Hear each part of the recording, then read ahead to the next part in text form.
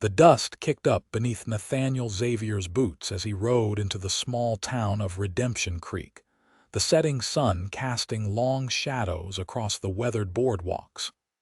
10 years had passed since he'd last seen these streets, 10 years of running from memories that refused to die.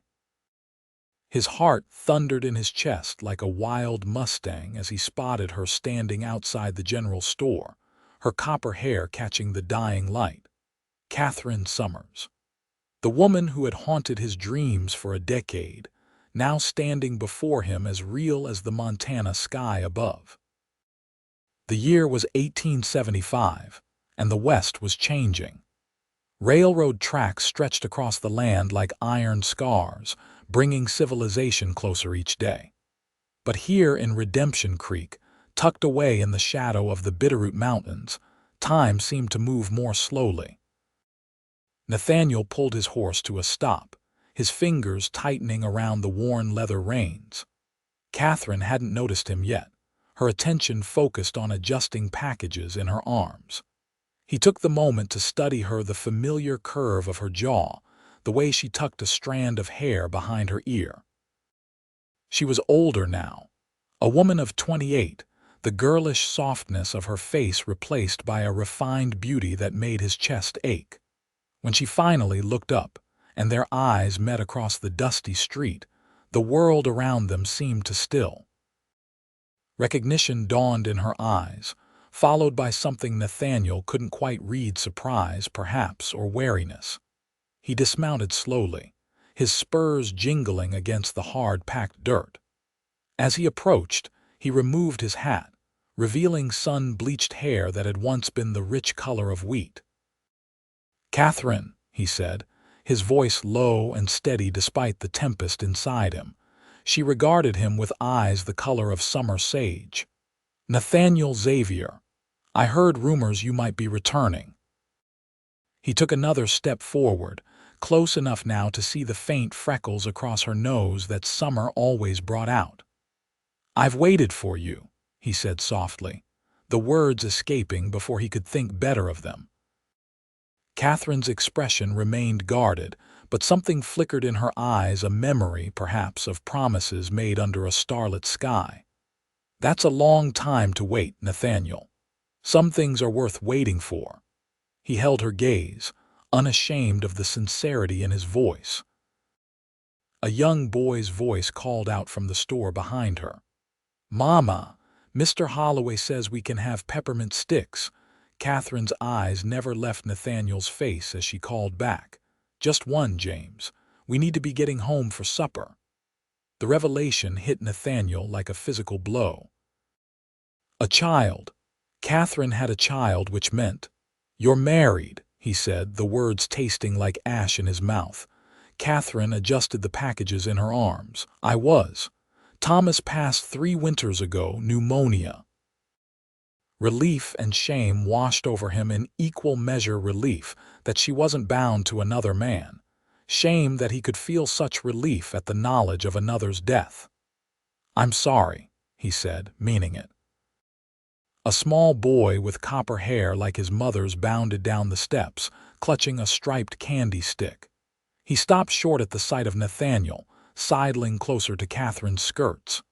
"James, this is Mr. Xavier. He's an old friend of mine." The boy looked up at Nathaniel with curious eyes. "Do you have a gun, mister?" Despite everything, Nathaniel felt his lips curve into a smile. "I do, but I don't much use it these days." Katherine placed a protective hand on her son's shoulder. "We should be getting home. The days grow short." Nathaniel nodded, recognizing the dismissal. "May I call on you tomorrow, just to talk?" She hesitated, and for a moment he thought she would refuse. "We're at the old Sullivan place just past the creek," she said finally. "You can come for lunch." "Noon," he nodded, replacing his hat. "Until tomorrow, then." As Katherine walked away, her son's hand in hers, Nathaniel couldn't help but notice the straight line of her back, the determined set of her shoulders. She was no longer the impetuous girl who had stolen his heart all those years ago, but a woman who had known joy and sorrow, who had created a life without him. He had returned to Redemption Creek seeking redemption of his own, hoping to lay old ghosts to rest.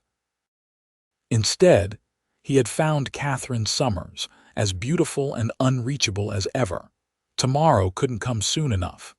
The morning brought a crisp clarity to the Montana air as Nathaniel made his way toward the Sullivan place. He'd spent the night at the town's only hotel, the Frontier Lodge, lying awake and staring at the cracked ceiling, rehearsing what he might say to Katherine. How did you explain 10 years of absence? How did you make amends for promises broken? The Sullivan place came into view as he rounded the bend in the road, a modest farmhouse with a wide porch and a barn that leaned slightly to one side. A few chickens scratched in the yard, and smoke curled from the stone chimney. It was a humble homestead, but well kept. Katherine must have heard his approach, for she appeared on the porch before he had dismounted. She wore a simple blue dress, her hair pulled back in a practical knot at the nape of her neck. Even so, she took his breath away. "Right on time," she said, her tone neutral. "James is down at the creek catching frogs. He should be back soon." Nathaniel tied his horse to the hitching post. "That's fine. It's you I came to see." Inside, the house was neat and comfortable, with handmade curtains at the windows and a rag rug on the pine floor. Katherine gestured for him to sit at a scrubbed wooden table while she busied herself at the stove. "You've made a good home here," Nathaniel said, removing his hat and placing it on the table beside him. "We manage." She placed a plate of corn bread on the table. "Thomas left us the house and some savings. I take in sewing and laundry for extra money." Nathaniel nodded, watching as she moved efficiently around the small kitchen. "And James, he seems like a fine boy." A genuine smile softened her features. "He is. Smart as a whip and curious about everything, too curious sometimes." She paused, then added, "He was only 4 when Thomas died. He doesn't remember him much." Nathaniel's throat tightened. "I am truly sorry, Katherine. Thomas was a good man, and he had been." Thomas Sullivan had been a few years older than them, quiet and hardworking, the son of the town's former blacksmith. "He was," she agreed, bringing 2 cups of coffee to the table and sitting across from him. "Now, I suspect you didn't ride all this way to talk about my late husband." Her directness caught him off guard, though it shouldn't have.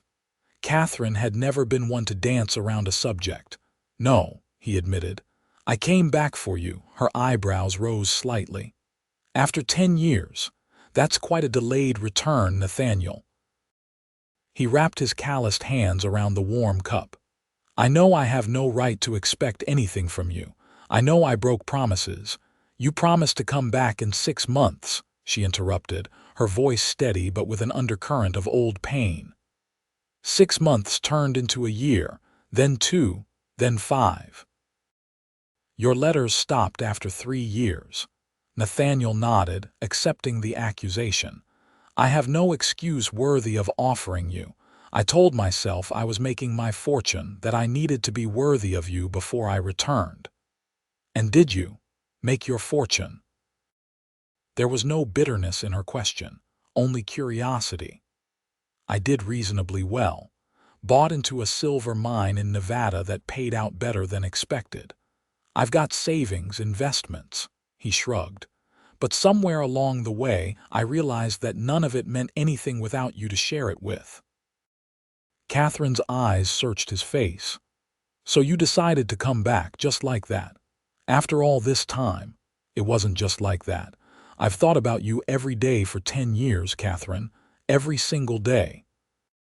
The sound of running footsteps interrupted them as James burst through the door, his pants wet to the knees, his hands cupped carefully in front of him. "Mama, look what I caught." He opened his hands to reveal a small green frog which promptly leaped onto the table. Katherine gasped, then laughed as Nathaniel caught the escaping amphibian in one quick motion. "James Sullivan, What have I told you about bringing creatures into the house? The boy looked sheepish. To not to. But he's a special one, Mama. See his spots. Nathaniel examined the frog in his hand. Your boy's right. This is an Oregon spotted frog, pretty rare in these parts. He handed the creature back to James. How about we find him a nice jar to stay in for a little while before you let him go? That way you can look at him without him jumping all over your mother's clean kitchen. James looked at Nathaniel with new respect. You know about frogs, mister. I know about a lot of things, Nathaniel replied with a wink. When you spend as much time in the wilderness as I have, you learn to pay attention to the creatures that share it with you. Katherine watched the exchange with an unreadable expression. James, Mr. Xavier and I were having a conversation. Why don't you put your frog in one of the preserved jars on the back porch, then wash up for lunch? Once the boy had scampered off, she turned back to Nathaniel. He's never taken to a stranger so quickly before. He's a good kid. Yes, he is. She hesitated, then said, Why did you really come back, Nathaniel? The truth. He met her gaze steadily. I told you I came back for you. It's been 10 years. I have a life here, a son to raise. I know.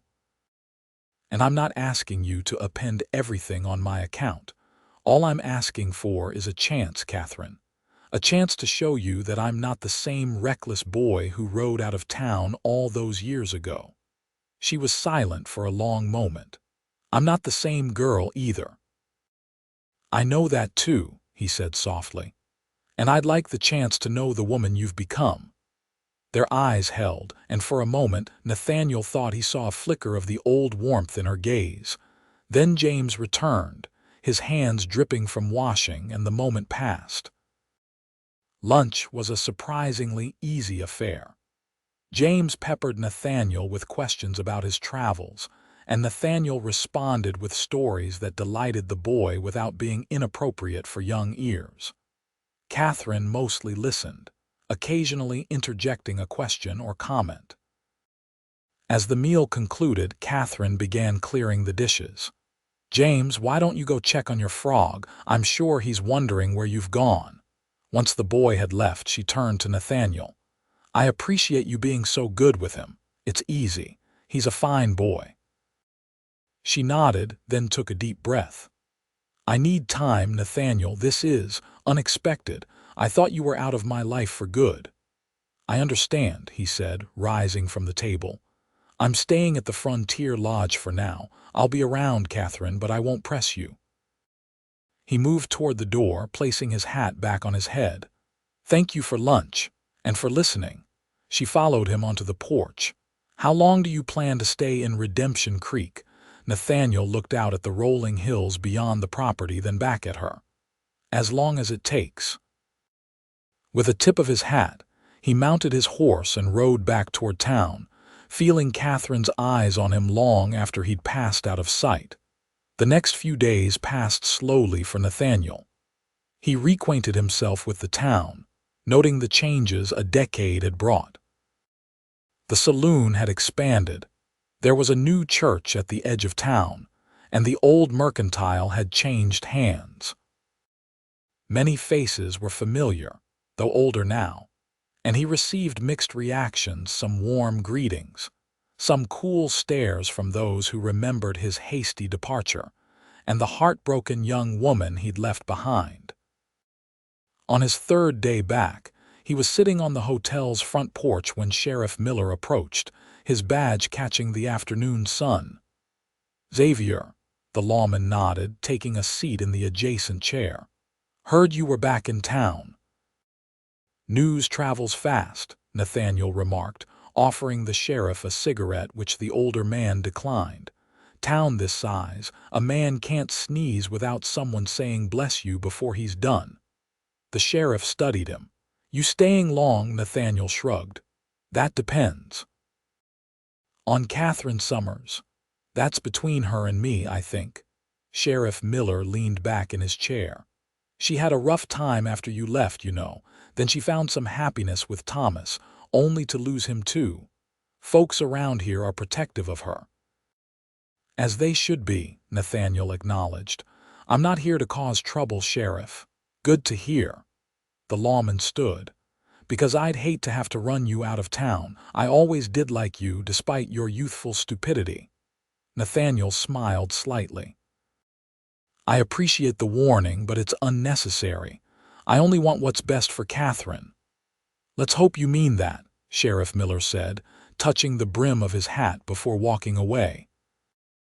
Later that afternoon, Nathaniel was surprised to see James Summers running down the main street, his face flushed with excitement. The boy spotted him and changed course. Mr. Xavier, Mama said I should find you and invite you to dinner tonight, James announced breathlessly. We're having rabbit stew, and Mama makes the best biscuits in the territory. Nathaniel couldn't help but smile at the boy's enthusiasm. That sounds like an invitation I'd be a fool to decline. Mama said you should come at 6 o'clock and that you shouldn't bring anything because we have plenty. James looked at him seriously. But I think she might like some of those hard candies from Mr. Peterson's store. She never buys them for herself, but she always looks at them when we go in. Nathaniel felt a rush of affection for this observant child. That's excellent intelligence work, James. I believe I'll take your advice. The boy beamed, then glanced up at the position of the sun. I better get back. I'm supposed to feed the chickens before supper. As James dashed off, Nathaniel headed to Peterson's general store, his spirits lighter than they had been in days. The fact that Katherine had sent James with an invitation must mean something. Perhaps she was willing to give him that chance after all. Peterson's hadn't changed much, still the same pot-bellied stove in the corner, the same glass cases displaying items too valuable to be handled without supervision. Mr. Peterson himself was grayer and stouter, but his sharp eyes recognized Nathaniel immediately. Well, look what the wind blew in, the shopkeeper said without malice. What can I do for you, Xavier? Nathaniel indicated the glass jar of striped candies on the counter. A quarter pound of those, if you please. As Peterson weighed out the candies, he commented, Heard you've been calling on Katherine Summers. News travels fast, Nathaniel said for the second time that day. Always has. Peterson wrapped the candies in brown paper. She's a fine woman, been through more than her share of heartache. So I've been told. Nathaniel counted out coins for the purchase. Several times, in fact, the shopkeeper handed over the package, just so we understand each other. I believe we do. Nathaniel tucked the candy into his vest pocket and headed for the door. Xavier, Peterson called after him. For what it's worth, I always thought you two were well matched. Before you left, that is. Nathaniel nodded his thanks and stepped back out into the afternoon sunshine.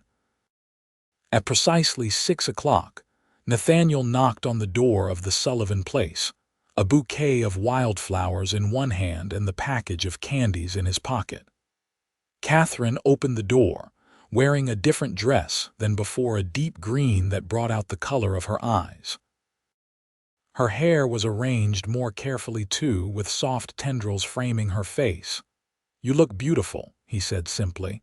A faint blush colored her cheeks. Thank you, please come in. He presented the flowers with a slight bow. For your table. She accepted them with a small smile. How gallant. Let me find a vase for these. James appeared from the back room, his hair slicked down with water in what was clearly an attempt at neatness.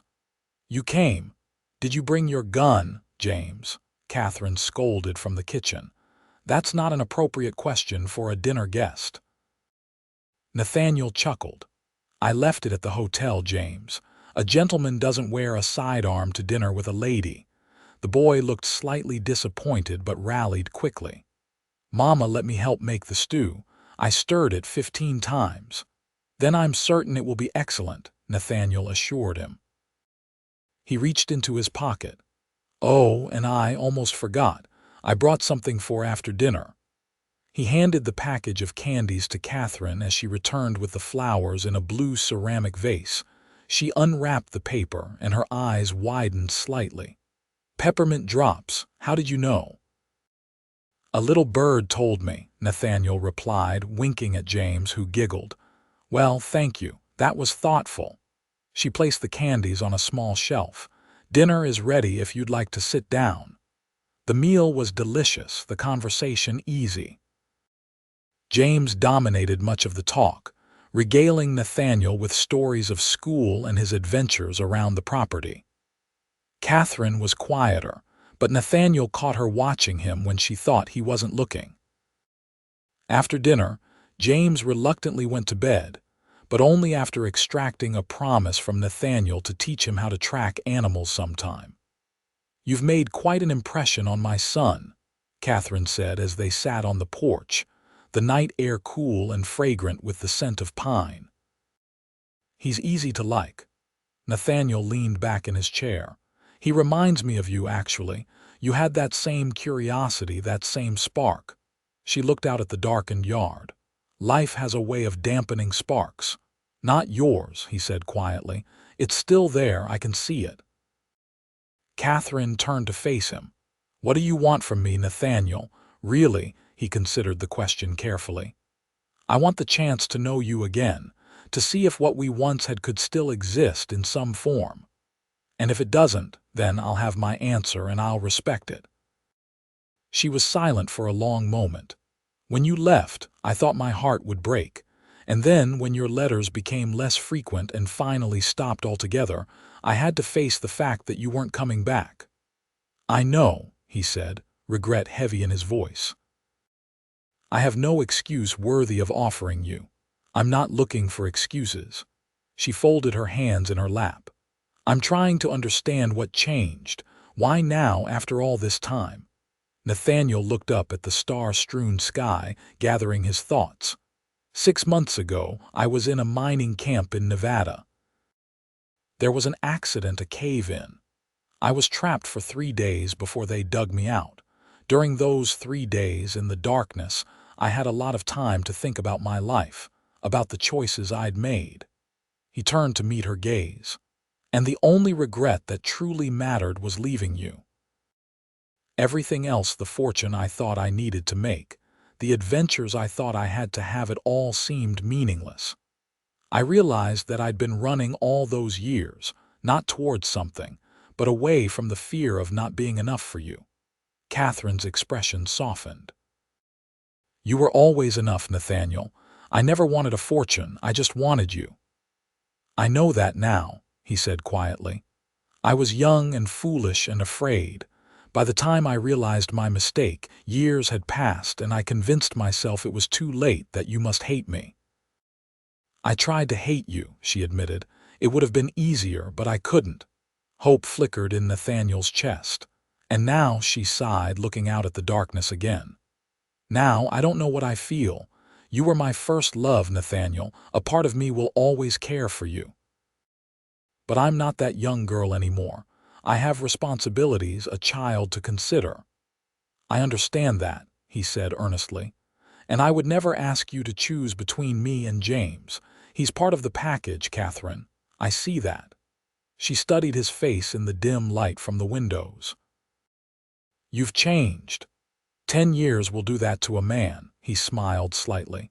"Especially the last 6 months." Katherine stood, signaling the end of the evening. "I need time, Nathaniel." He rose as well, reaching for his hat.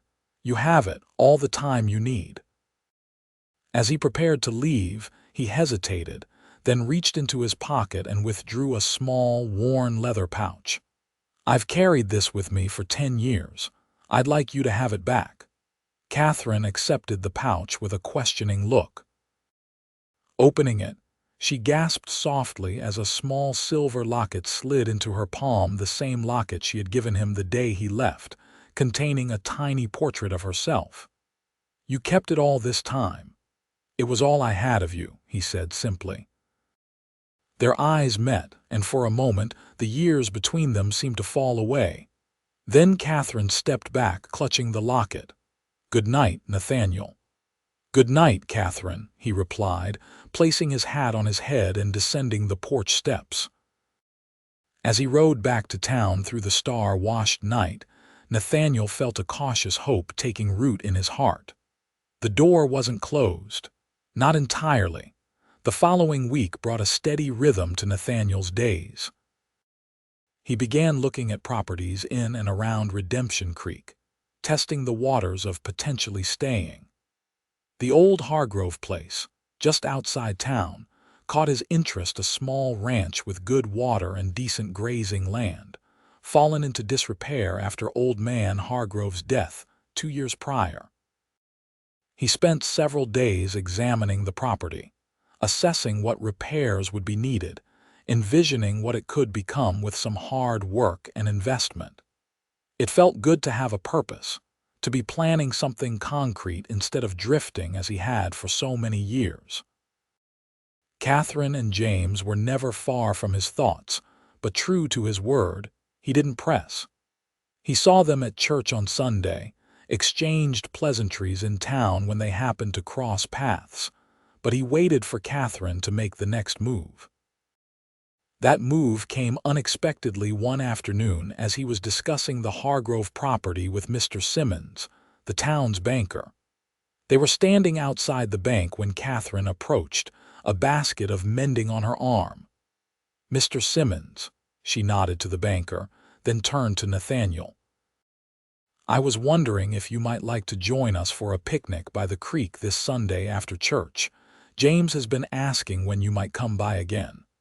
Nathaniel tried to keep his expression neutral despite the leap of his heart. "I'd be delighted." "Good. We'll expect you around 1 o'clock then." With a nod to both men, she continued on her way. Mr. Simmons chuckled. Well, looks like you're making progress, Xavier." Nathaniel watched Katherine's retreating figure. "Perhaps, but I'm not taking anything for granted. Sunday couldn't come quickly enough." After church, Nathaniel returned to the hotel to change out of his Sunday best, opting for clean but casual attire better suited for a creekside picnic. He arrived at the Sullivan place precisely at 1, finding Katherine and James already loading a wicker basket into a small wagon. "Perfect timing," Katherine called as he rode up. "We were just about ready to head out." James bounced with excitement. "Mama made fried chicken and apple pie, and I'm going to show you where the biggest catfish live." "That sounds like quite an afternoon," Nathaniel smiled, dismounting and securing his horse to the back of the wagon. "May I help with anything?" Katherine handed him a folded quilt. "You can put this in the wagon. It's just a short ride to our spot." The creek was a beautiful place, shaded by cottonwoods and willows, the water clear and musical as it tumbled over smooth stones. They spread the quilt in a grassy area near the bank, and Katherine began unpacking the impressive feast she had prepared. "This is a special place," Nathaniel commented, taking in the peaceful setting. Katherine nodded. "James and I come here often. It's where he caught his first fish." "Mama taught me," the boy announced proudly. "She can outfish anyone in the county." Nathaniel raised his eyebrows. "Is that so?" "I seem to recall you had quite a knack for it even as a girl." Katherine smiled at the memory. "Father taught me. He said a woman should know how to feed herself, just in case." "Wise man, your father," Nathaniel said. "I was sorry to hear of his passing while I was away." "Thank you." "It was hard, but he lived a good, long life." She handed him a plate heaped with fried chicken, biscuits, and pickled beans. "I hope you're hungry." "Starving," he admitted, accepting the plate gratefully. After they had eaten their fill, James convinced Nathaniel to help him search for interesting rocks along the creek bed. Katherine watched from the quilt, her expression thoughtful as the man and boy waded in the shallow water, heads bent in serious discussion over each discovery. When they returned, triumphantly bearing several special rocks, James asked, "Can Mr. Xavier teach me to track now, Mama?" He promised. Katherine checked the position of the sun. "For a little while. We'll need to head back before too long." Nathaniel spent the next hour teaching James the basics of tracking, showing him how to identify rabbit trails, deer prints, and the subtle signs that animals leave as they move through the wilderness. The boy was an eager student, his eyes wide with wonder at this new knowledge. "You're a natural teacher," Katherine commented as they watched James practicing his new skills a short distance away. "He makes it easy," Nathaniel replied. "He reminds me a bit of myself at that age, always wanting to know how things work, why things are the way they are." Katherine studied him. "You would have made a good father." The simple statement caught him off guard. "I'd like to think so," he said after a moment. "Never had the chance to find out." "You never married, in all those years," he shook his head. "Came close once in Colorado, a widow with a small daughter. But in the end, we both knew my heart wasn't truly in it." Katherine absorbed this information silently. Then, keeping her eyes on James, she said, "I heard you've been looking at the Hargrove place." "News travels fast," he said with a smile. "Yes, I've been considering it. It needs work, but the bones are good." "Are you planning to stay in Redemption Creek, then?" Nathaniel turned to face her fully. "I am, regardless of other outcomes." Their eyes held, and something shifted in Katherine's expression, a softening, a warming. Before she could respond, however, James came running back, excitedly reporting his discovery of deer tracks. The ride back to the Sullivan place was filled with James's chatter, but Nathaniel was acutely aware of Katherine beside him on the wagon seat, of the occasional brush of her skirts against his leg, of the subtle floral scent that he had always associated with her. As they unloaded the wagon at the house, James suddenly asked, "Can Mr. Xavier stay for supper, Mama?" "Please." Katherine hesitated, then smiled. "I think we've imposed on Mr. Xavier's time enough for one day, James. Besides, we're only having leftovers from the picnic." "Leftovers are my favorite kind of food," Nathaniel said with mock seriousness. "But your mother is right. I should be getting back to town before dark." James's face fell, but he rallied quickly. "Will you come again soon?" Nathaniel glanced at Katherine, who gave a slight nod.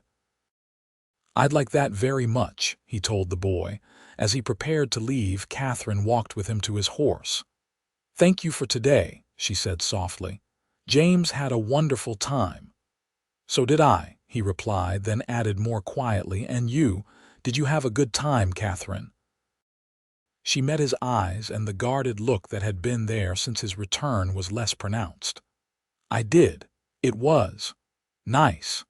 It wasn't a declaration of love, but to Nathaniel it felt like the first real crack in the wall between them. He mounted his horse, looking down at her in the fading light. "Good night, Katherine." "Good night, Nathaniel." She hesitated, then added, "The church is having a social next Saturday evening. James and I will be attending. Perhaps you'd like to join us." His heart leaped at the invitation. "I'd like that very much." As he rode back to town, Nathaniel felt more hopeful than he had in years. The road ahead might be long, but for the first time he believed it might lead somewhere worth going. Over the next few weeks, a cautious courtship began to take shape. Nathaniel joined Katherine and James for church socials, Sunday dinners, and fishing expeditions. He purchased the Hargrove property and began the work of restoring it, often with James as an enthusiastic, if not entirely helpful, assistant. Katherine watched the growing bond between her son and Nathaniel with a mixture of pleasure and trepidation. James had never known his father well, and the boy clearly yearned for male guidance. Nathaniel provided that in abundance, teaching him to ride, to fish, to identify plants and animals, all while treating him with a gentle respect that warmed Katherine's heart. But caution still tempered her feelings.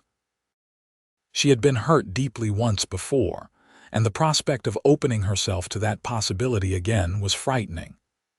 Yet each day, as she observed Nathaniel's patient, steady presence, the walls around her heart crumbled a little more. One evening in late summer, As they sat on her porch watching the fireflies rise from the grass, Katherine finally asked the question that had been on her mind for weeks. "Why did your letters stop, Nathaniel? You wrote regularly for almost 3 years, and then nothing." He was silent for a long moment, his face somber in the fading light. "I received a letter from my cousin Robert.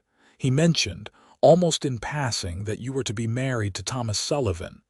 Nathaniel's hands tightened on the arms of his chair. "I was in a remote mining camp at the time." "By the time I received the letter, you had already been married for 2 months." Catherine's breath caught. "And you never wrote to confirm it." What was there to confirm? Robert had no reason to lie, and I had no right to interfere in your happiness. He looked at her, his eyes reflecting the pain of that long-ago moment. "I had been gone for nearly 3 years by then, Katherine. My letters had become less frequent as I moved from camp to camp. I couldn't blame you for moving on with your life." "I waited 2 years, Nathaniel," she said softly. 2 years with no word of when you might return. Thomas was kind, steady, reliable. He offered security, companionship. "He was a good man," Nathaniel agreed. "Better than I was, certainly." "It wasn't about better or worse," Katherine corrected him. "It was about presence. Thomas was here. He wanted to build a life with me in Redemption Creek. You—" She hesitated.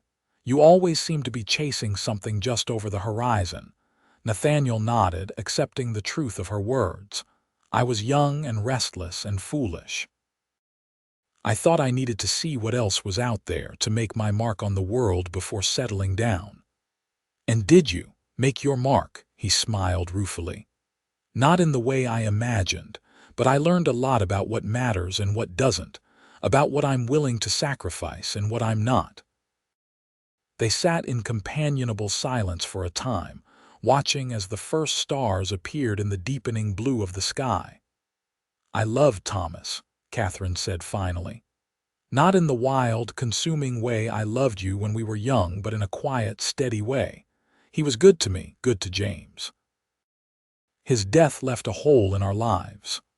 "I understand," Nathaniel said, and she believed that he did. "But that chapter of my life is closed now," she continued, turning to look at him directly. "And I find myself wondering if perhaps there might be another chapter waiting to be written." Hope bloomed in Nathaniel's eyes. "I'd like to help write that chapter, Katherine, if you'll let me." She smiled, a genuine, warm smile that reached her eyes. "I think I might be willing to consider it." It was far from a declaration of love, but as Nathaniel rode back to his property that night, he felt as though the stars were shining just for him. The transformation of the Hargrove place continued through late summer and into early fall. What had once been a dilapidated ranch began to take shape as a comfortable home and working cattle operation. Nathaniel hired local men to help with the major repairs, but much of the work he did himself, finding satisfaction in the physical labor and visible results. Katherine and James visited often, sometimes bringing picnic lunches, sometimes staying to help with simpler tasks. James declared himself foreman of the project, solemnly inspecting each day's progress and offering suggestions that Nathaniel received with grave consideration. On a golden October afternoon, as the leaves of the cottonwoods along the creek turned to flame, Nathaniel put the finishing touches on the front porch railing. He stood back to admire his work just as Katherine and James arrived in their wagon. "It looks wonderful," Katherine called as she set the brake and climbed down. "You've worked miracles with this place." "Just elbow grease and persistence," Nathaniel replied, helping James down from the wagon. "And excellent supervision, of course," he added with a wink at the boy. "I brought my fishing pole," James announced. "Can we try for trout in the creek?" "After lunch," Katherine told him. "And only if Mr. Xavier isn't too busy with his work." "Never too busy for fishing," Nathaniel assured them.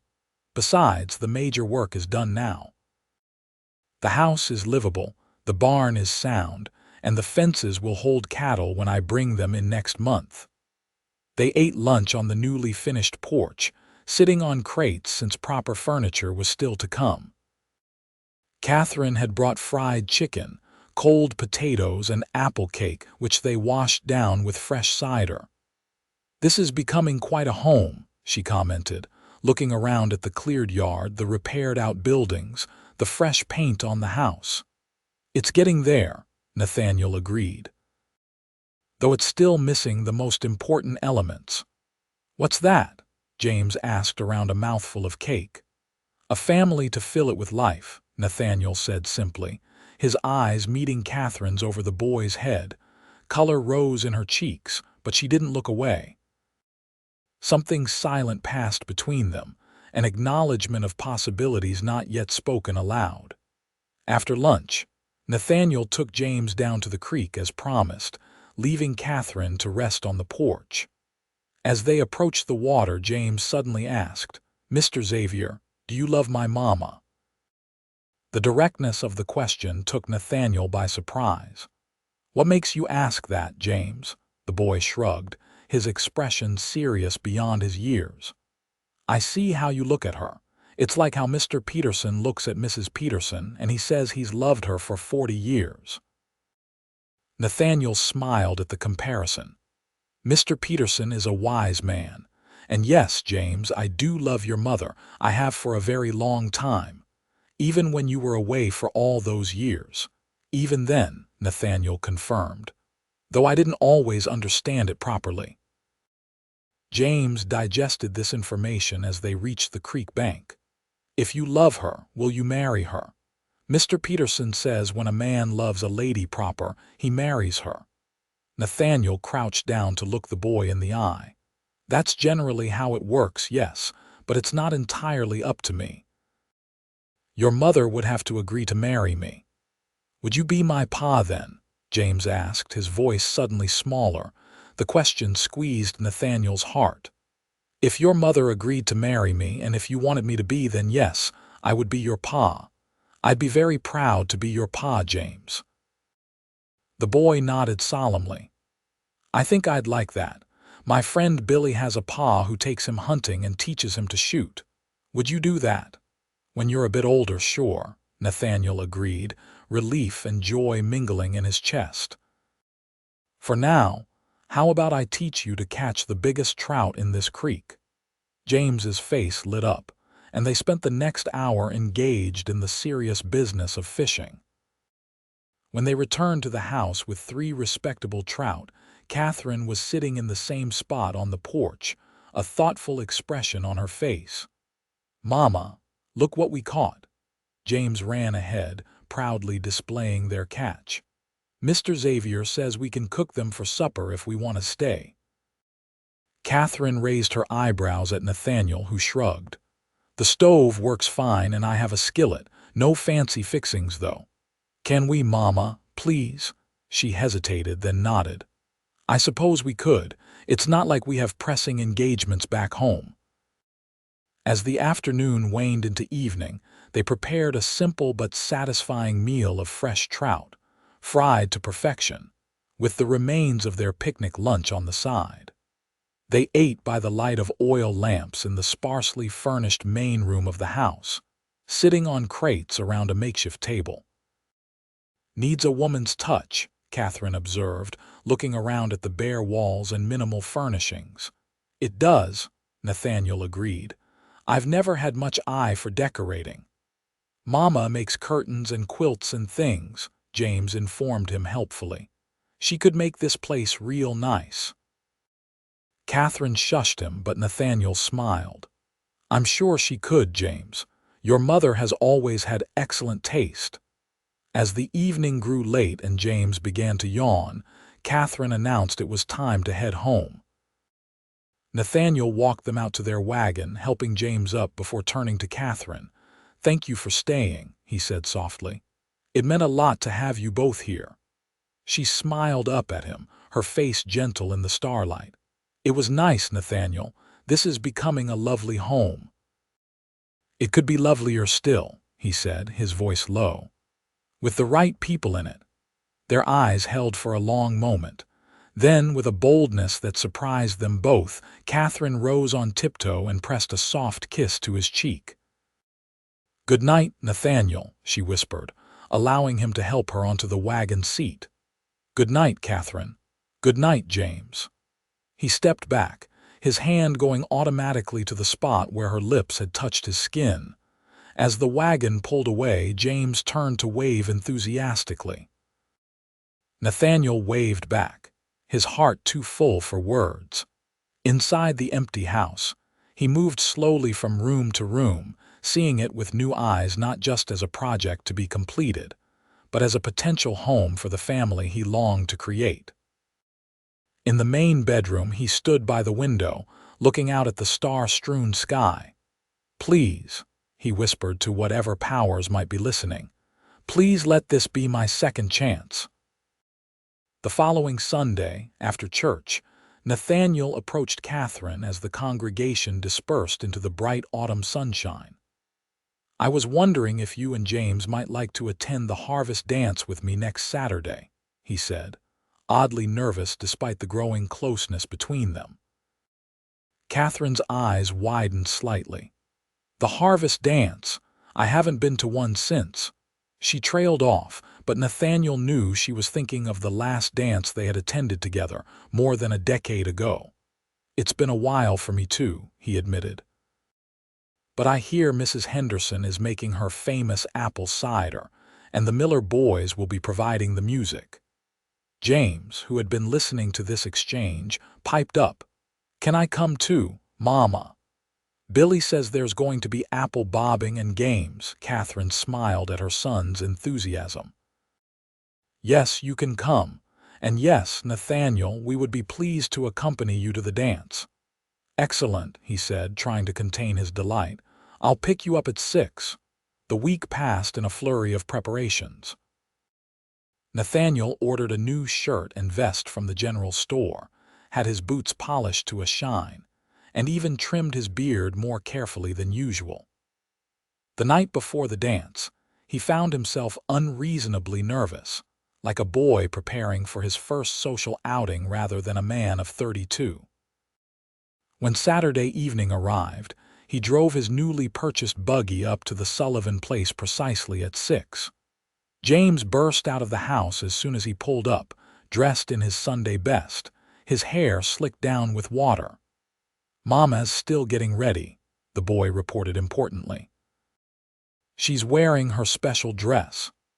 "Then I shall wait patiently," Nathaniel replied, secretly pleased at the implication that Katherine was taking special care with her appearance. When she finally emerged, Nathaniel's breath caught in his throat. She wore a dress he had never seen before, a deep blue that complemented her copper hair, which was arranged in an elegant knot at the nape of her neck. A simple silver pendant her mother's, he recalled, gleamed at her throat. "You look beautiful," he said simply, offering his hand to help her into the buggy. "Thank you," she replied, a becoming flush coloring her cheeks. "You look quite handsome yourself." The harvest dance was held in the town hall, a large wooden building that served multiple purposes in Redemption Creek. Tonight, it was transformed with autumn decorations. Dried cornstalks, pumpkins, and colorful leaves adorned the walls and tables. Lanterns hung from the rafters, casting a warm glow over the proceedings. "Mr. Xavier, Mrs. Summers," Mrs. Henderson called as they entered. "So good to see you both. And young James, too. The children's games are set up in the side room, dear." James looked uncertainly at his mother, who nodded permission. With a whoop of excitement, he darted off to join the other children. "Cider," Nathaniel offered, guiding Katherine toward the refreshment table with a light touch at the small of her back. "Please," she replied, glancing around the room. "It's been so long since I've been to a dance. I'd almost forgotten how festive they can be." They sipped their cider and chatted with various townspeople, many of whom commented on how nice it was to see them together. with knowing looks that made Katherine blush and Nathaniel smile. When the music began, Nathaniel set down his cup and turned to Katherine with a formal bow. "May I have this dance, Mrs. Summers?" She hesitated only briefly before placing her hand in his. "You may, Mr. Xavier." He led her onto the dance floor where several couples were already moving to the lively fiddle music. As they began to dance, memories of other dances, other times, flooded back the way they had always moved well together, the feel of her hand in his, the scent of her hair.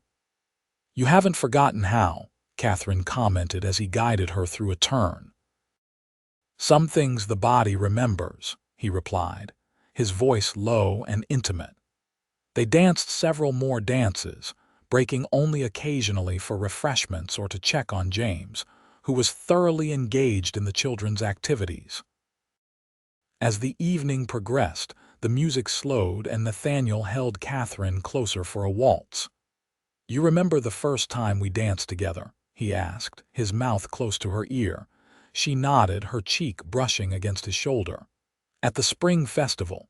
You stepped on my toes twice." "3 times," he corrected with a chuckle. "I was so nervous I could hardly think straight." "You, nervous?" She pulled back slightly to look at his face. "I always thought you were the most confident boy in town." "Only on the outside," he admitted. "Inside, I was a jumble of nerves whenever you were near. You had that effect on me, Katherine." "And now?" she asked softly. His hand tightened slightly at her waist. "Now you still make my heart race, but in a different way, deeper, more certain."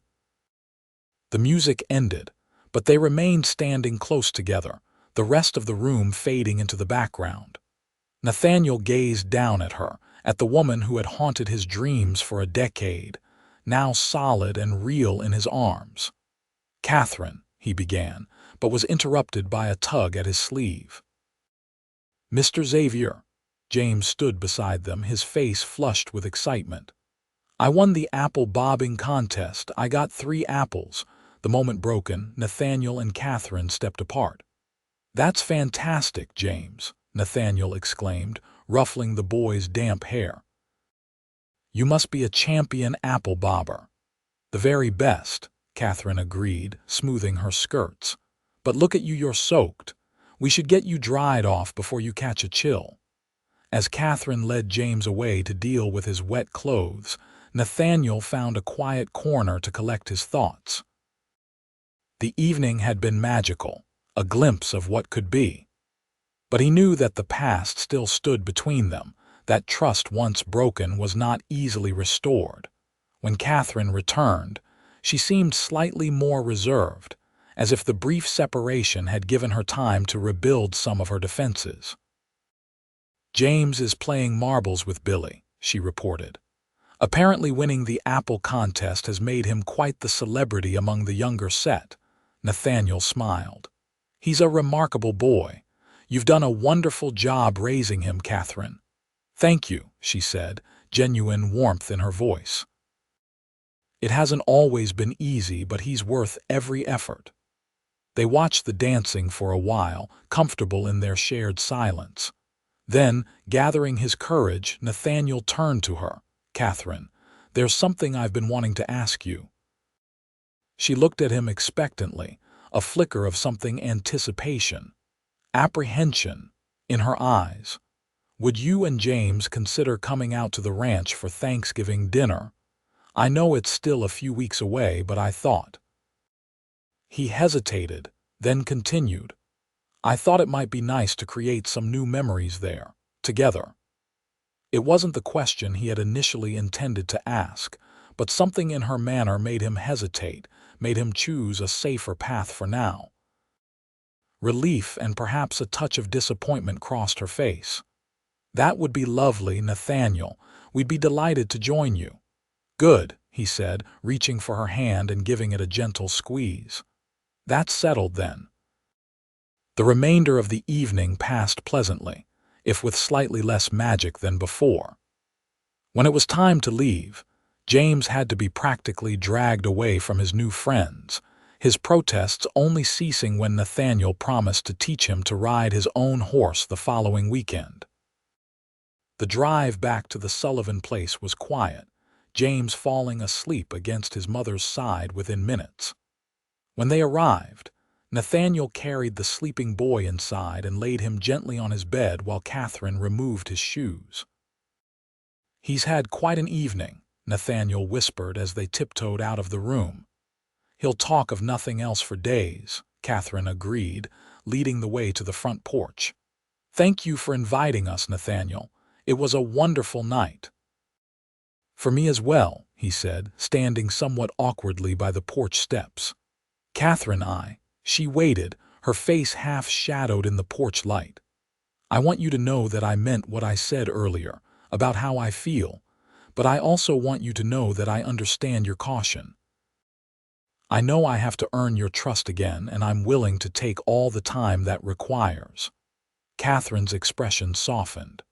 "I appreciate that, Nathaniel, because the truth is, I do have feelings for you, feelings that never completely went away, even after all these years. But I'm afraid too. Afraid of being hurt again, afraid of disrupting the life James and I have built." "I understand," he said gently. "And I would never want to hurt either of you. You and James have become everything to me." She stepped closer, looking up at him with those sage green eyes that had haunted his dreams for a decade. "Then we'll take it slowly, day by day." "Day by day," he agreed. This time it was Nathaniel who leaned down to place a gentle kiss on her cheek.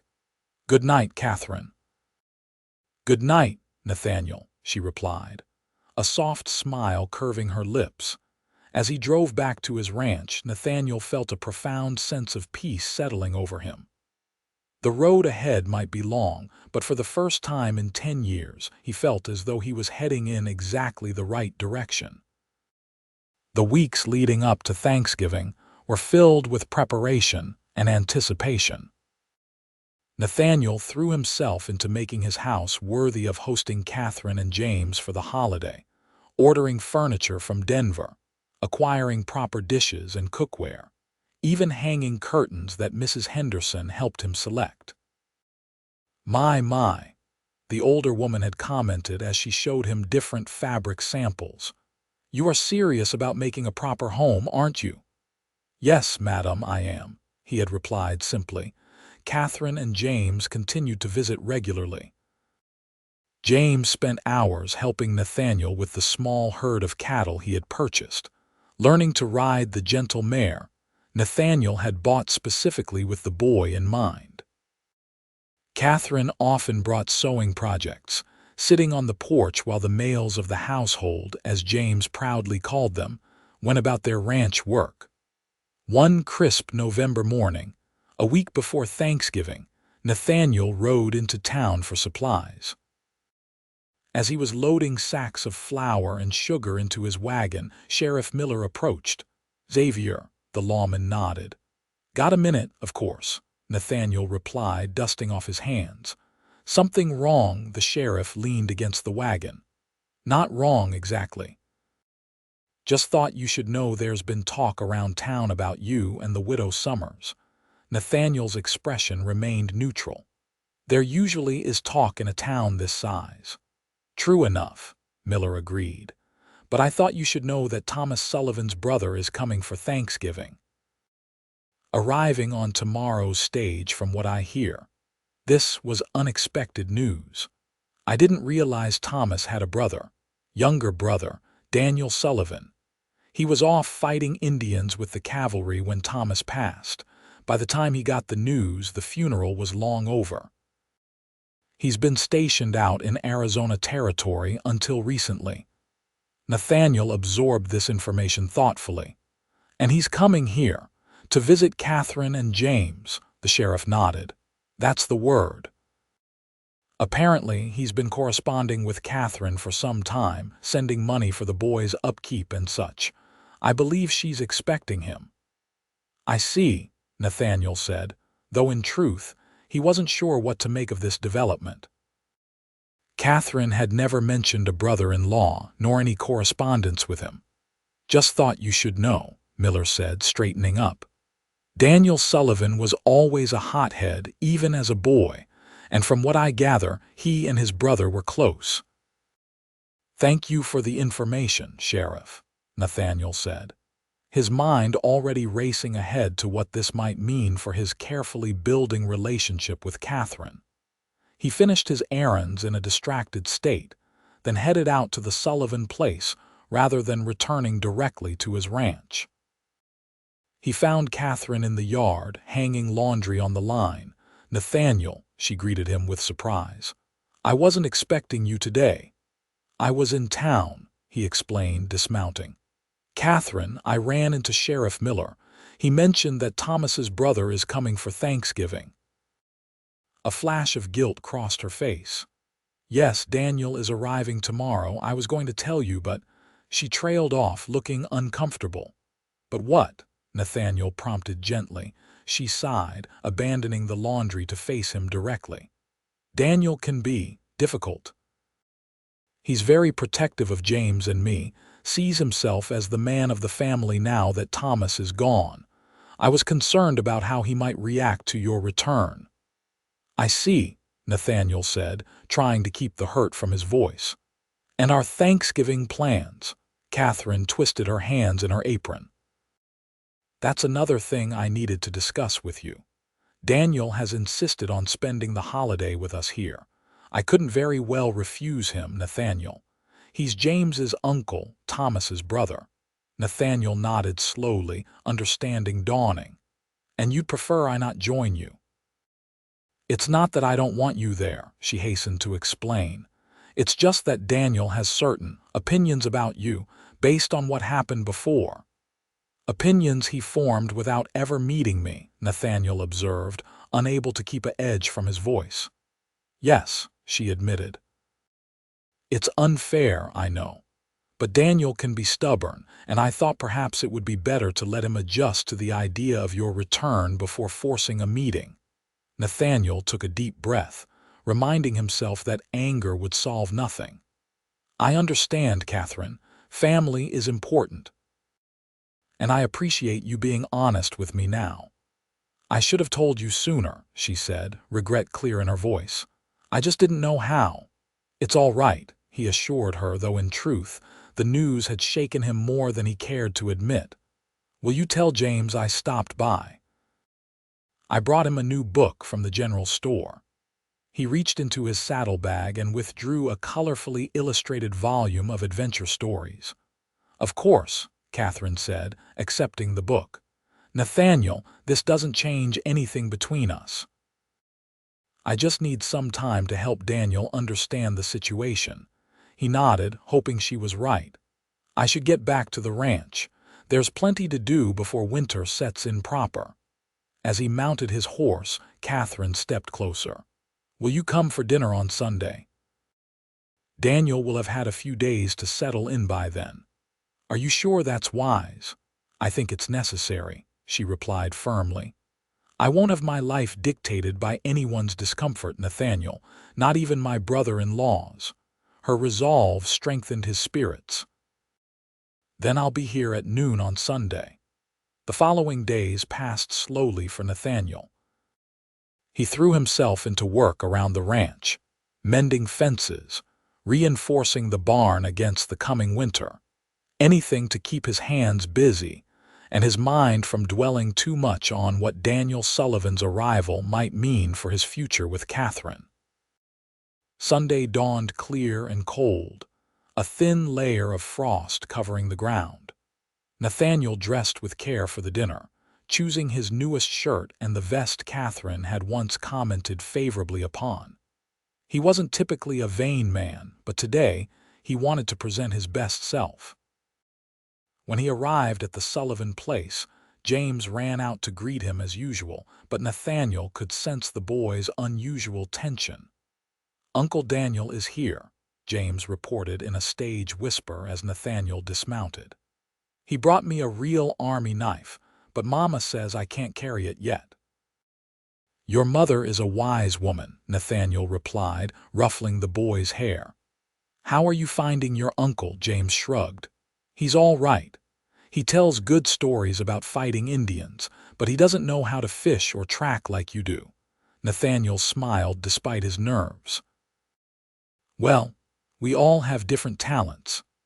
As they approached the house, the door opened to reveal Katherine and a tall, broad-shouldered man with a military bearing.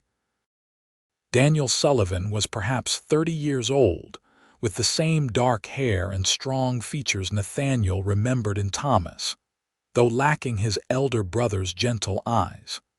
"Mr. Xavier," Katherine greeted him formally, a warning in her eyes to follow her lead. "I'd like you to meet my brother-in-law, Daniel Sullivan. Daniel, this is Nathaniel Xavier." Daniel made no move to offer his hand. "Xavier," he said curtly, his gaze openly hostile, "I've heard a lot about you over the years." "I'm sure you have," Nathaniel replied evenly. "Not all of it flattering, I imagine." "Not much of it, no." Daniel's jaw tightened. "You've got nerve coming back here after what you did." "Daniel," Katherine warned, placing a restraining hand on his arm. "We agreed to be civil." The younger Sullivan looked as though he might argue, but after a moment, he gave a curt nod. "For James's sake," he muttered. Dinner was a tense affair. Daniel dominated the conversation with tales of his military exploits, making pointed references to loyalty, duty, and keeping one's word. Nathaniel endured the not-so-subtle barbs with outward calm, responding when directly addressed, but otherwise focusing on James's cheerful attempts to bridge the uncomfortable atmosphere. Katherine's distress was evident in the tight line of her mouth, the worried glances she cast between the two men. She attempted several times to steer the conversation to neutral topics, but Daniel skillfully brought it back to themes that allowed him to cast aspersions on Nathaniel's character. After the meal, when James had been sent outside to feed the chickens, Daniel finally addressed Nathaniel directly. "I understand you've purchased the old Hargrove place," he said, leaning back in his chair with deceptive casualness. "I have," Nathaniel confirmed. "It's coming along nicely." "Interesting choice," Daniel commented. "Settling so close to my brother's widow, one might almost think you had designs in that direction." "Daniel," Katherine exclaimed, "that's enough." Nathaniel kept his voice level. "My feelings for Katherine aren't something I'm ashamed of, Mr. Sullivan. Nor are they any secret in Redemption Creek." Daniel's eyes narrowed. "My brother loved her faithfully for years while you were off God knows where, doing God knows what. Now you think you can just waltz back in and pick up where you left off." "I have no intention of picking up where I left off," Nathaniel replied, his patience wearing thin. "Katherine and I are building something new, something based on who we are now, not who we were 10 years ago." "Is that right?" Daniel turned to Katherine. "And you're just going to forget everything this man put you through? The way he abandoned you, the way you cried for months after he left," Katherine's cheeks flushed with anger. "That is between Nathaniel and me, Daniel, not you. Thomas was my brother," Daniel insisted. "His son is my nephew. Their well-being is very much my concern." "James is my son," Katherine corrected firmly, "and I am perfectly capable of determining what is best for him and for me." Daniel rose from the table, his face dark with anger. "I see how it is. He's turned your head again with pretty words and promises." "Well, don't come crying to me when he disappears again, Katherine. Some men don't change their nature." With that, he stormed out of the house, letting the door slam behind him. Katherine closed her eyes briefly, her hands trembling slightly. "I'm so sorry, Nathaniel, I had hoped." "Well, it doesn't matter what I hoped. That was inexcusable." Nathaniel moved to her side, taking her hands in his. "He's protective of you and James. I can't fault him for that. But he has no right to speak to you that way, to make assumptions about our relationship." She looked up at him, her eyes troubled. "Daniel has always been headstrong, but I didn't expect this level of hostility." "How long is he staying?" Nathaniel asked, gently rubbing his thumbs over the backs of her hands. Through Thanksgiving, at least. He mentioned possibly looking for work in the area. She bit her lip. Nathaniel, I won't let him dictate my choices, but I also can't simply cut him out of our lives. He's James's only connection to his father. I understand, Nathaniel assured her. We'll figure this out, Katherine, together. She leaned forward, resting her forehead against his chest. I've missed you these past few days. Nathaniel wrapped his arms around her, breathing in the familiar scent of her hair. I've missed you too. They stood like that for a long moment, drawing comfort from each other's presence. Then the sound of the door opening caused them to step apart as James bounded in. Uncle Daniel's chopping wood, the boy reported. He looks really mad, Katherine sighed.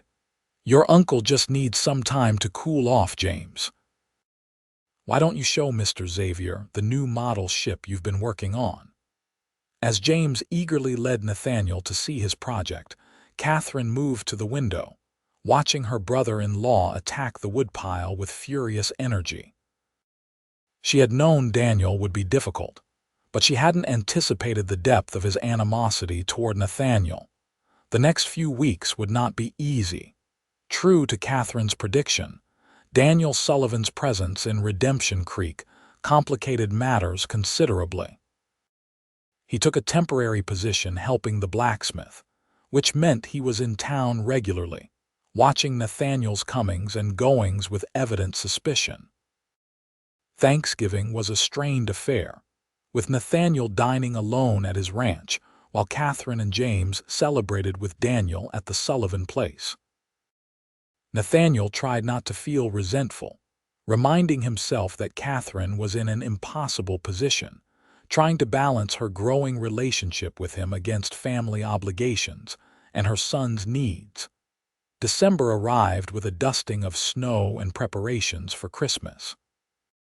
Despite Daniel's continued presence, Katherine made it clear that she would not allow him to dictate her life. She and James visited Nathaniel regularly, and he was included in their Sunday dinners, regardless of Daniel's obvious disapproval. One evening in mid-December, Nathaniel was working late in his barn when he heard a horse approaching.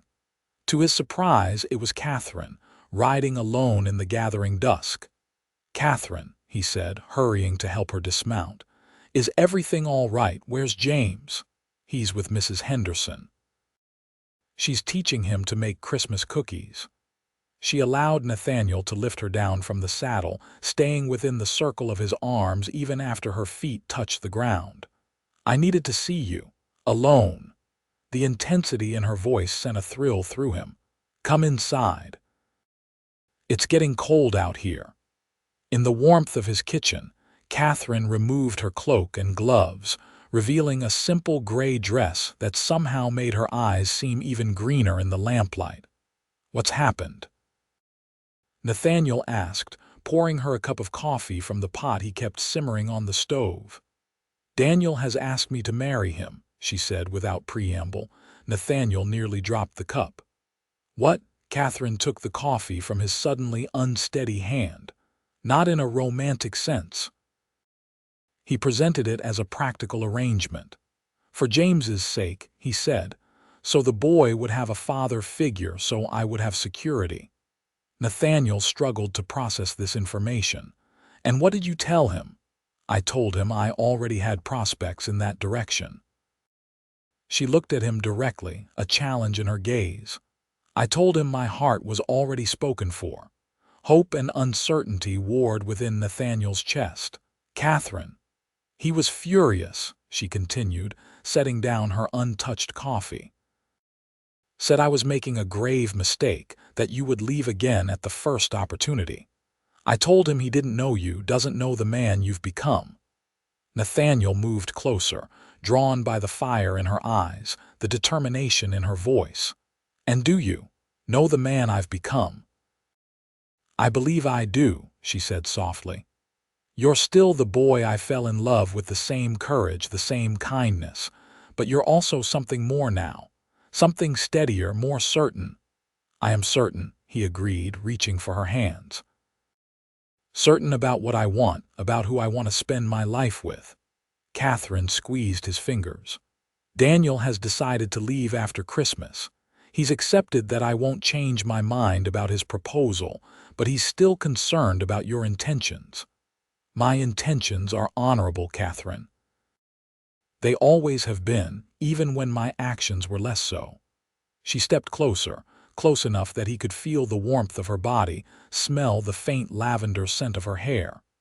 Then perhaps it's time you made those intentions clear, to everyone. Nathaniel's heart thundered in his chest. Katherine Summers, are you asking me to propose to you? A smile curved her lips. I'm suggesting that if you were planning to do so, now might be an advantageous time. Joy bubbled up inside him, and he couldn't help but laugh. You always did have a practical streak. One of us should, she teased, her eyes sparkling in a way he hadn't seen since his return. Nathaniel sobered, taking both her hands in his and dropping to one knee on the rough wooden floor. Katherine, I have loved you for more than half my life. I loved you foolishly and recklessly when we were young, and I love you deeply and steadfastly now. I want to build a life with you and James, to be a husband to you and a father to him. Will you do me the extraordinary honor of becoming my wife? Tears glistened in her eyes as she nodded. Yes, Nathaniel. Yes, I will marry you. He rose and pulled her into his arms, his mouth finding hers in a kiss that spoke of 10 years of longing, of promises broken and renewed, of a future finally within reach. When they finally broke apart, both breathless, Katherine laughed softly. Well, that was worth waiting for. I've wanted to do that since the moment I saw you standing outside the general store, Nathaniel admitted, resting his forehead against hers. I've wanted you to, she confessed, though I wasn't ready to admit it, even to myself. They stood in each other's arms for a long moment, savoring the newfound closeness between them. Then Katherine sighed. I should get back. James will be wondering where I am. When shall we tell him? Nathaniel asked, reluctantly releasing her. Tomorrow, she decided. Let's tell him together. He'll be thrilled, Nathaniel. He adores you, and I him, Nathaniel said sincerely. He's a remarkable boy, Katherine. You've done an amazing job raising him. She smiled, reaching for her cloak. Soon it will be we instead of you. Are you ready for that responsibility? More than ready, he assured her, helping her with her cloak. I've been practicing my fatherly wisdom for weeks now. Katherine laughed, the sound like music to his ears. And Daniel, are you ready for that confrontation? Nathaniel's smile dimmed slightly. I won't lie, I'm not looking forward to it, but for you and James, I'll face far worse than an angry brother-in-law. My hero, she said, only half joking. Let me talk to him first, prepare the ground, so to speak. As you wish, Nathaniel agreed, walking her to her horse. When would you like to be married? Katherine considered as he helped her mount. Spring, I think, when the wildflowers are blooming in the meadow by the creek. Spring it is, he said, stepping back to look up at her, this remarkable woman who had given him a second chance. I love you, Katherine Summers. And I love you, Nathaniel Xavier, she replied, her voice clear and certain in the crisp December air. I always have. As he watched her ride away, Nathaniel felt a sense of completion, of rightness, that he had been searching for his entire adult life. The path ahead might not be entirely smooth, but they would walk it together. And that made all the difference. The days leading up to Christmas were filled with both joy and tension. James was ecstatic about the engagement, proudly telling anyone who would listen that Mr. Xavier is going to be my pa. His innocent excitement was a balm to both Katherine and Nathaniel as they navigated the considerably less enthusiastic reaction from Daniel Sullivan. True to her word, Katherine had spoken to her brother-in-law privately before they announced the engagement. Daniel's response had been predictably negative, but he had at least kept his more colorful opinions to himself in James's presence. "He'll come around," Katherine assured Nathaniel as they decorated the Christmas tree at his ranch, where they had decided to hold their holiday celebration. "Or he won't. Either way, we're getting married in the spring." Her certainty warmed him as he placed a star at the top of the tree. "Have I told you today how much I love you?" "Only twice," she teased, handing James another ornament to hang. "You're falling behind schedule." Christmas Day dawned bright and clear, the sun glittering on fresh snow that had fallen overnight. Katherine and James arrived early, bringing baskets of food for the feast and presents wrapped in brown paper and tied with red ribbon. "Merry Christmas," Nathaniel greeted them, lifting James high in the air before setting him down again. "Santa Claus seems to have left quite a few packages under the tree already." James's eyes widened as he spotted the pile of gifts. "Can I open them now, Mama, please?" Katherine laughed. "After breakfast, James, just like always." They shared a simple but delicious breakfast of flapjacks and bacon, then gathered around the tree for the exchange of gifts. James was delighted with the hand-carved wooden horse and rider that Nathaniel had spent weeks perfecting, as well as the new books and woolen mittens that completed his presents. For Katherine, Nathaniel had chosen a delicate silver bracelet from the jewelry selection at Peterson's store, along with a warm shawl in soft blue wool. But his main gift was revealed last, a small wooden box containing a gold ring set with a modest but clear diamond. "It was my mother's," he explained as Katherine gasped softly. "I sent for it when I knew I would be asking you to marry me. It's beautiful," she whispered as he slipped it onto her finger. "Perfect." James examined the ring with interest. "Does this mean you're really going to be my pa now?" "It does," Nathaniel confirmed, ruffling the boy's copper hair. "If that's all right with you." "It's all right," James declared magnanimously. "You can teach me to shoot and everything." "When you're older," Katherine interjected firmly, though her eyes were soft as she watched the two people she loved most in the world.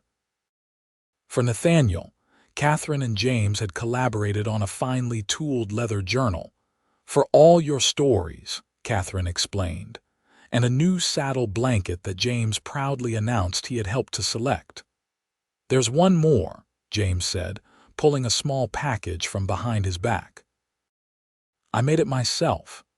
Nathaniel unwrapped the gift carefully, revealing a crudely but lovingly carved wooden figure. "Is this a cowboy?" he guessed, turning the small sculpture in his hands. James nodded eagerly.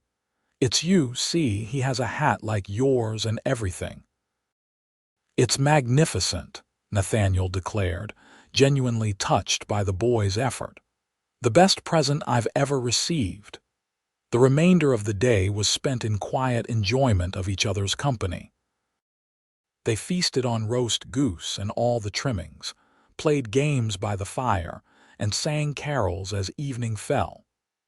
It was, Nathaniel reflected, the family Christmas he had dreamed of during his lonely years away. As the day drew to a close and James nodded off by the fire, Katherine moved to sit beside Nathaniel on the sofa. "Happy?" she asked, leaning her head against his shoulder. "More than I ever thought possible," he replied, wrapping an arm around her. "And you, complete," she said simply. "For the first time in a very long time, I feel complete." A knock at the door interrupted their moment of contentment. Nathaniel frowned, not expecting any visitors on Christmas night. "I'll get it," he said, gently disentangling himself from Katherine.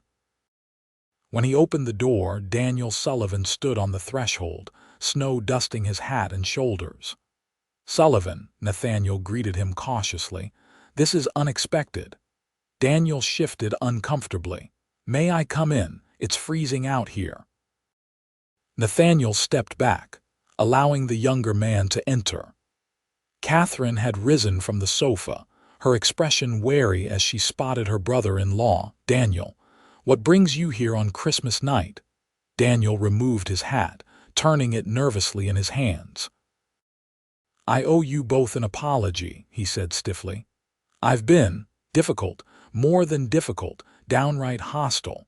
Nathaniel and Katherine exchanged surprised glances. "What's brought about this change of heart?" Nathaniel asked, genuinely curious. Daniel sighed, his breath fogging slightly in the still cool air near the door. "I had a long talk with Sheriff Miller this morning. He set me straight on a few things, made me see that I've been so focused on protecting Thomas's memory that I haven't been considering what he would actually want." He looked directly at Katherine. "Thomas loved you. He would want you to be happy, Katherine, even if it's with the man who broke your heart once before." Katherine's eyes misted with tears. "Thank you, Daniel. That means a great deal to me." Daniel turned to Nathaniel. "I still don't fully trust you, Xavier, but Katherine does and James adores you, so I'm willing to reassess my opinion." Nathaniel nodded, recognizing the concession for what it was, a difficult but sincere olive branch. "I appreciate that, Sullivan. And for what it's worth, I understand your concerns. I even share them to some extent. But I promise you this. I will spend the rest of my life making sure Katherine and James never regret giving me this second chance." Daniel studied him for a long moment, then gave a curt nod. "See that you do." He glanced at the sleeping James. "I should go. I just wanted to clear the air before I leave." "You're still planning to go after New Year's?" Katherine asked. "Yes. I've been offered a position with the Territorial Marshal's office in Helena. It's a good opportunity." He hesitated, then added, "But I'll visit, if that's all right." "Of course it is," Katherine assured him. "You're James's uncle. You'll always be welcome in our home." The tension in Daniel's shoulders eased slightly. "Thank you," he nodded to Nathaniel. "Xavier." "Sullivan," Nathaniel returned, extending his hand. After a moment's hesitation, Daniel shook it. When he had gone, Katherine released a long breath. "Well, that was unexpected. Sheriff Miller must be quite the diplomat," Nathaniel observed, drawing her back to the sofa. "He was Thomas's best friend," Katherine explained. "Daniel respects his opinion." She nestled against Nathaniel's side. "I'm glad. I didn't want there to be lingering hostility between you two." "Nor did I," Nathaniel agreed, kissing the top of her head. "Family peace is important." They sat in comfortable silence, watching the fire burn low, the sleeping child, the twinkling lights of the Christmas tree. Outside, snow began to fall again, soft and silent in the gathering darkness. "What are you thinking?" Katherine asked eventually, her voice hushed. Nathaniel smiled, tightening his arm around her. "I'm thinking that 10 years ago I made the biggest mistake of my life by leaving, and I'm thinking that somehow, against all odds, I've been given a second chance to get it right." She turned her face up to his. "We both have." As their lips met in a tender kiss, Nathaniel silently renewed the promise he had made to Sullivan and to himself. He would spend every day of the rest of his life ensuring that Katherine and James knew they were loved, cherished, and would never be abandoned again. After all, some things were worth waiting for. The winter months passed in a flurry of planning and preparation. Katherine and Nathaniel decided that after the wedding, she and James would move into the ranch house, which was now fully furnished and comfortable.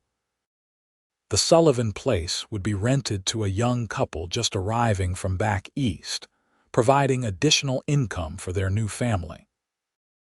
James divided his time between school in town and helping at the ranch, where Nathaniel patiently taught him the basics of cattle ranching, horseback riding, and the other skills a young boy in the West would need. Their bond grew stronger with each passing day, James looking to Nathaniel for guidance and approval, Nathaniel offering steady support and gentle correction when needed. By March, the snow was beginning to melt, revealing patches of muddy earth that promised spring's eventual arrival. Catherine's wedding dress, a simple but elegant creation of ivory silk, hung in her bedroom, awaiting the day in early May when wildflowers would carpet the meadow by the creek. One evening, as Nathaniel sat at his kitchen table reviewing cattle ledgers, a knock came at the door. Opening it, he was surprised to find James standing on the porch, alone and breathing hard. "James, what are you doing here by yourself? Does your mother know where you are?" The boy shook his head, his expression troubled. "No, sir. I snuck out after she thought I was asleep." Nathaniel ushered him inside, concerned by this uncharacteristic behavior. "That wasn't very responsible, James. Your mother will be worried sick when she finds you gone." "I know," James admitted, looking down at his boots, "but I had to talk to you, man to man." Despite his worry, Nathaniel felt a flicker of amusement at the boy's serious tone. "I see. Well then, man to man it is. Let me get you something warm to drink and then we'll talk.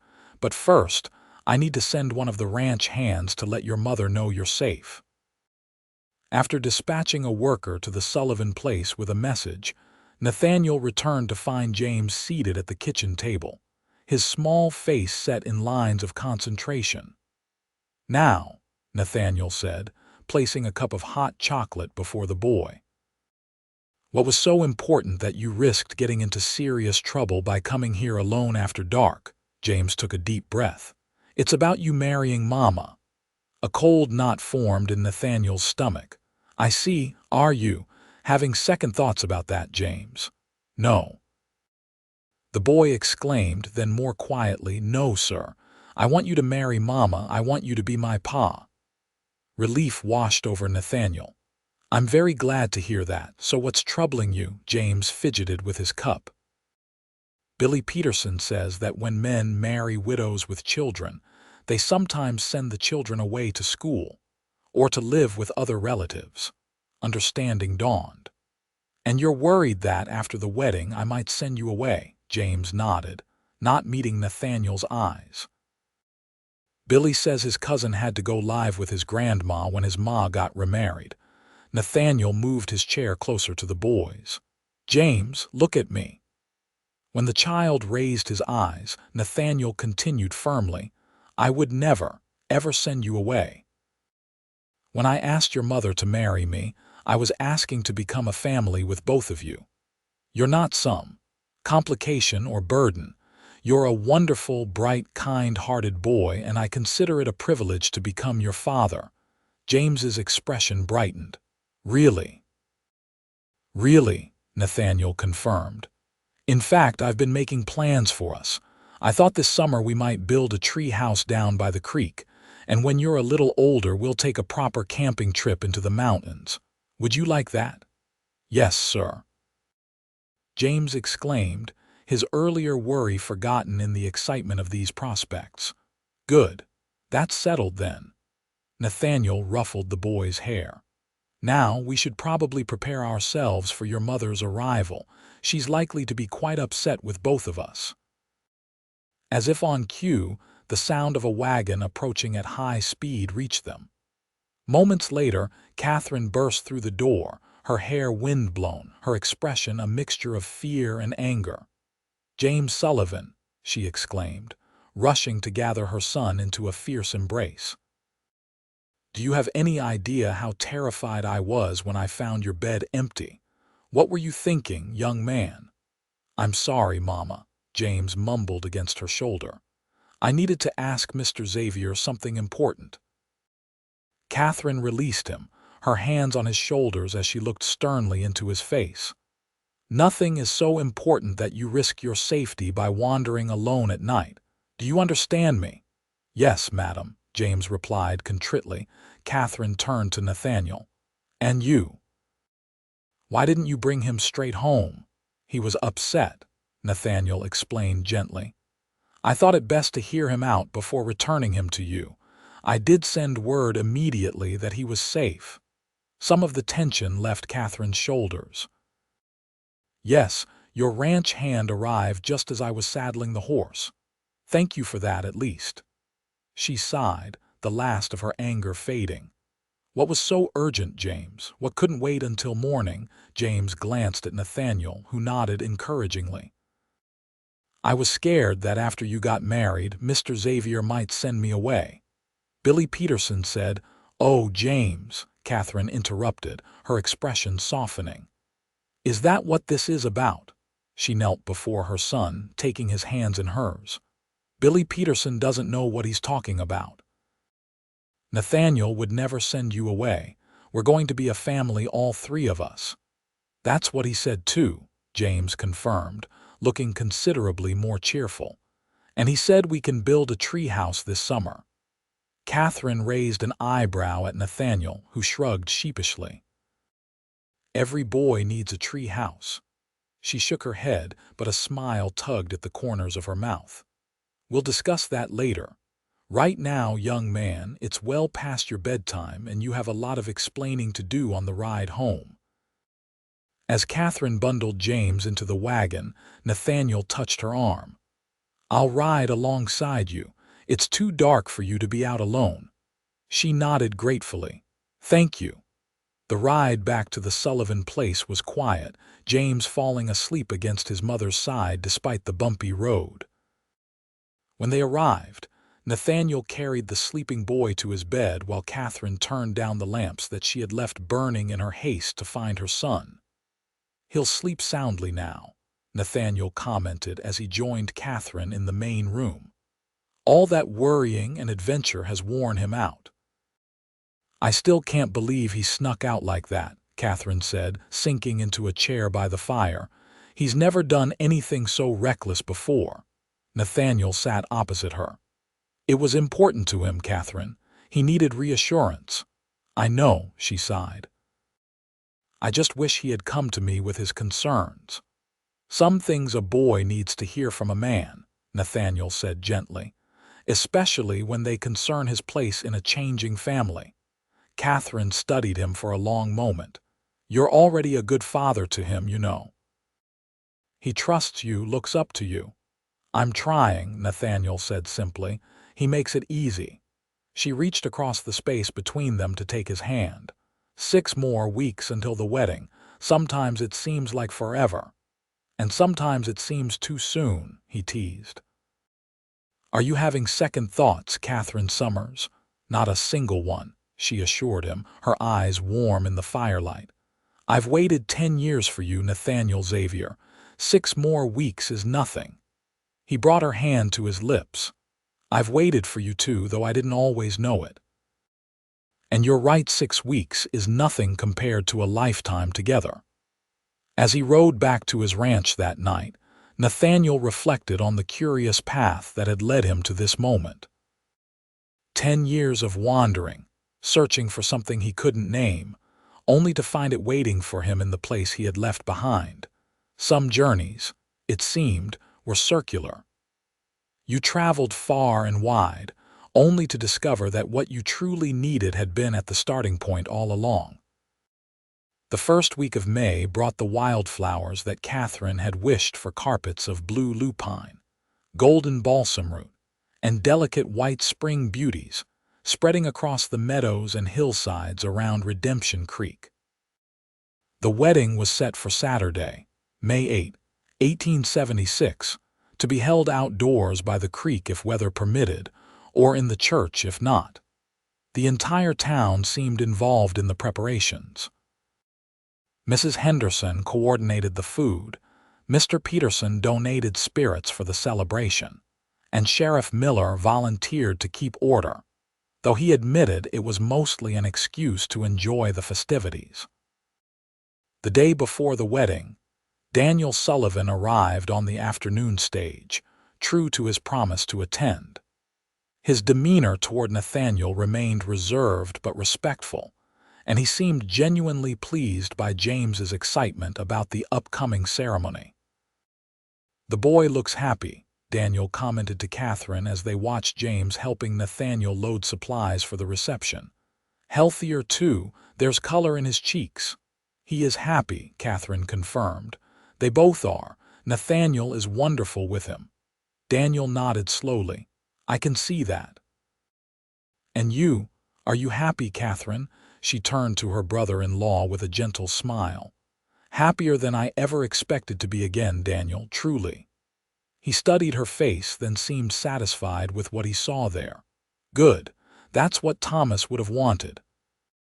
The wedding day dawned clear and mild, perfect weather for an outdoor ceremony.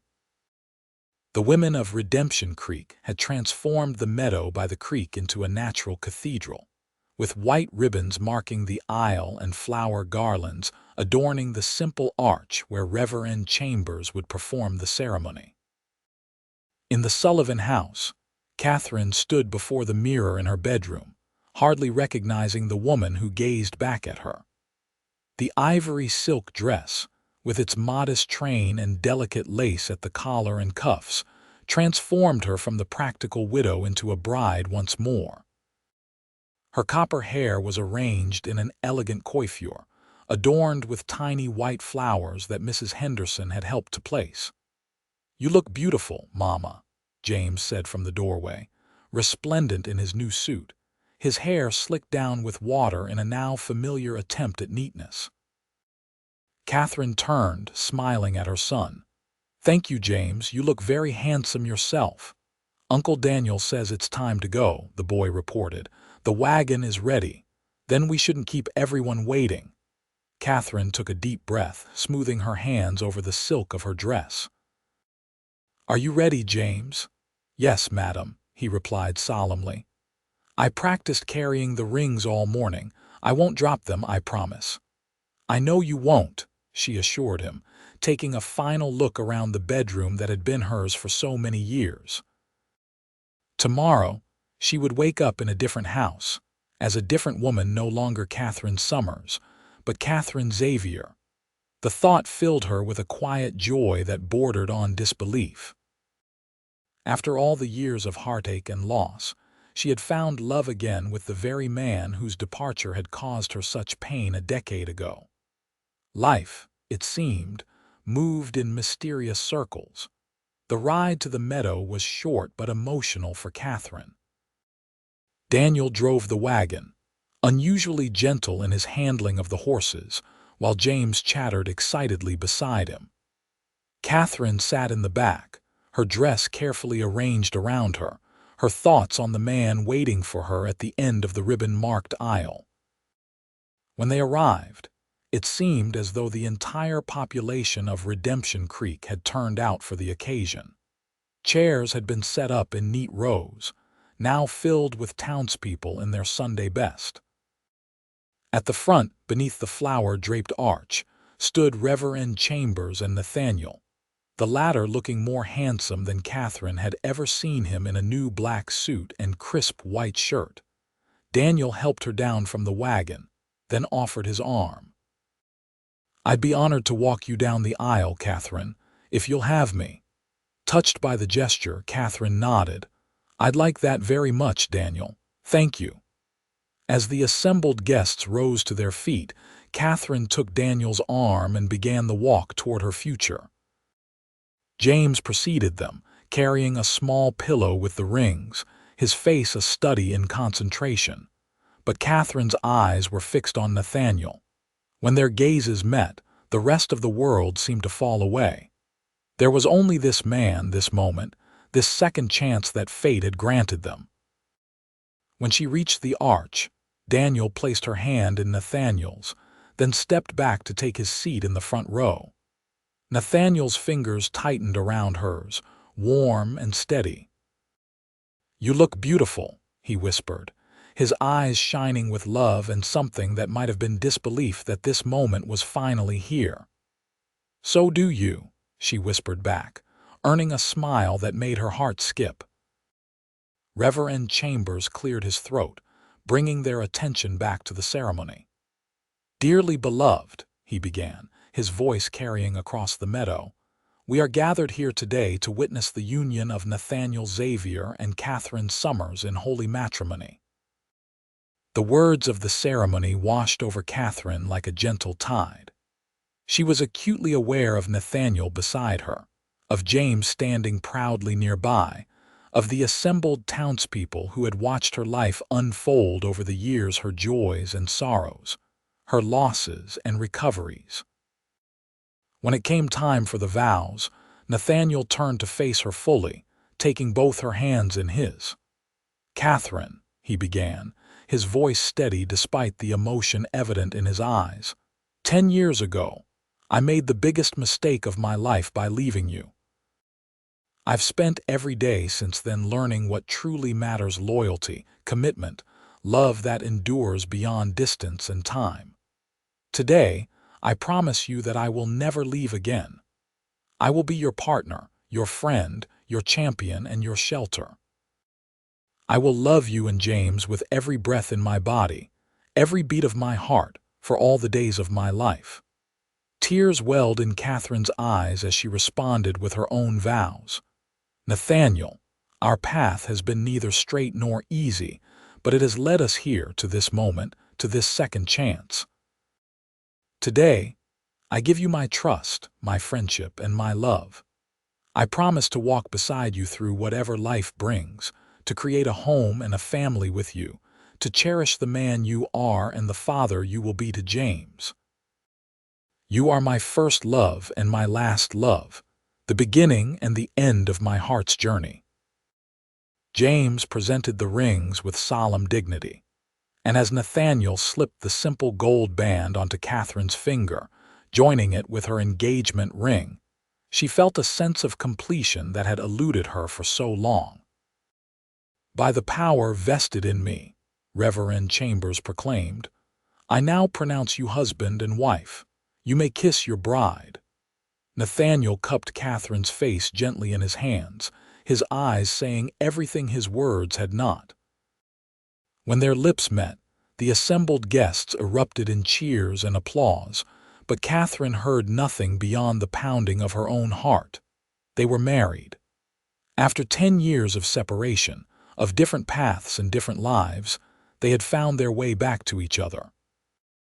As they turned to face their friends and neighbors, Nathaniel's arm securely around her waist, Katherine felt James slip his small hand into hers. Looking down at her son's beaming face, then up at her husband's, she knew with absolute certainty that this was where she belonged. The reception that followed was a joyous affair, with music, dancing, and enough food to feed the entire county. As the evening wore on, Katherine found a quiet moment to slip away to the creek bank, needing a brief respite from the celebration. She stood watching the water flow past, reflecting the first stars of the evening, when she felt a familiar presence behind her. "Is everything all right?"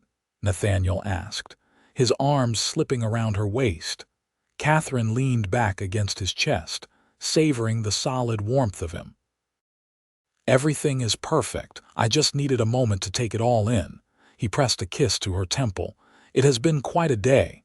"Quite a journey," she corrected softly. "When you rode into town last summer, I never imagined we would end up here. Didn't you?" He turned her gently to face him. "Because I knew the moment I saw you again. I knew you were still the one, Katherine. You always have been." She reached up to touch his face, marveling at the right she now had to do so. "My husband," she said wonderingly, "after all this time." "I've waited for you," he said simply, echoing the words he had spoken when they first met again after 10 years apart. "And I for you," she replied, rising on tiptoe to kiss him. They might have remained there longer, lost in each other, had James not found them, announcing importantly that it was time to cut the wedding cake. Hand in hand, they walked back to the celebration, to the beginning of their life together. The road that had separated them had finally led them back to each other, and whatever challenges lay ahead, they would face them as they should have from the start together. 10 years was a long time to wait. But as Nathaniel looked at his wife and son laughing together in the glow of the lanterns, he knew with absolute certainty that every step of the journey had been worthwhile. After all, the best things in life were worth waiting for.